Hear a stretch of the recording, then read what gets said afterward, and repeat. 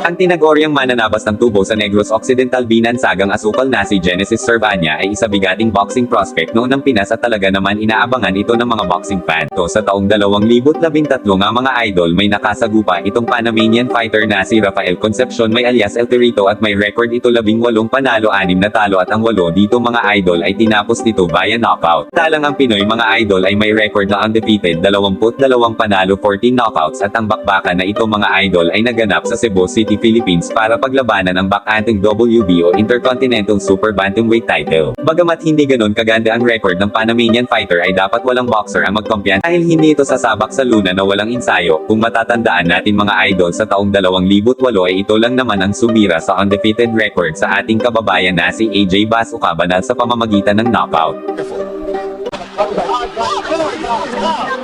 Bounced off the ropes with the right.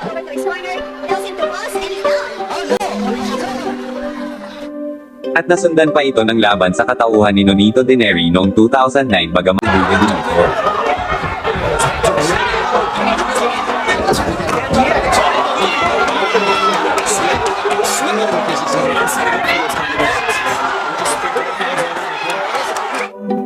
Sinabi nito na mas mahirap pa daw kalabanin si AJ Banal kaysa dito kay Servania siguradong hindi daw ito pagpapawisan sa laban niya kay Servania. At nagdala pa nga ito ng unan mga idol, nagpapakita lang mga idol na papatulugan niya ang Pinoy sa laban, kaya naman medyo uminit ang Pinoy sa pinagsasabi nito.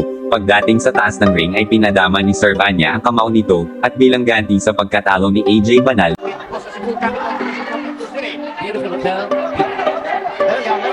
What an opening of both men. What guns blazing.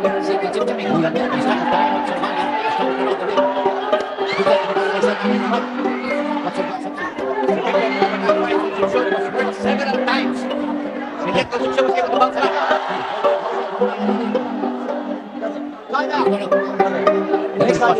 Survive.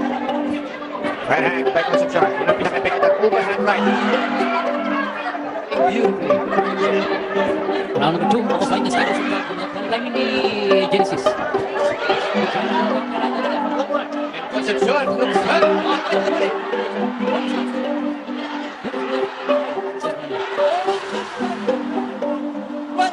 It's over. Si El Torito. Dahil sa lakas ng suntok ng Pinoy ay tumihaya ito sa luna. Kaya naman dahil dito ay tumaas ng kamay ang third man in the ring hudyat na itigil na ang laban, lahat ng pinagsasabi niya sa Pinoy ay sa kanya pala mangyayari. Karma ang inabot ni Concepcion dito mga idol, kaya mga idol, isang malaking pagkakamali ang maliitin ang kalaban dahil sa labang ito ay nagwagi si Servania at nakuha ang WBO Intercontinental Super Bantamweight belt. Dito lang muna po, ulit tayo mga idol, comment lang sa baba at babasahin ko po yan. Salamat po, God bless, ingat.